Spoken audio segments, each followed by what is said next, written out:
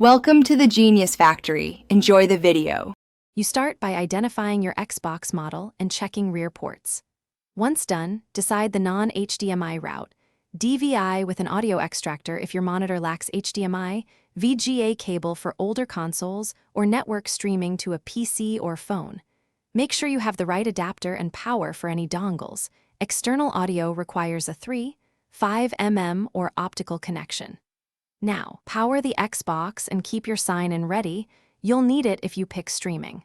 Prepare cables and a display input that matches the adapter. Once you have adapters, build the signal path step by step. For HDMI to DVI extractors, connect the Xbox HDMI into the extractor, then DVI to your monitor and send audio from the extractor to speakers. Set Xbox output to a supported resolution.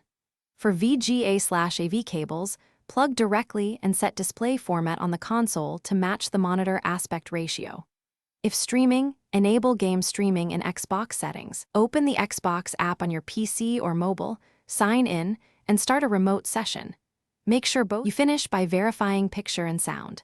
Set Xbox resolution to match your display, tweak overscan in console or monitor OSD, and confirm audio goes to the right output. If streaming, check network latency and drop quality if needed. Lower settings reduce stutter. Make sure the extractor or adapter has power. If something fails, power cycle everything, receipt cables, try a lower resolution, and update firmware or drivers. This usually fixes no signal or sync problems. Finally, test a game to confirm smooth performance. Thanks for watching. If you found this helpful, don't forget to like and subscribe.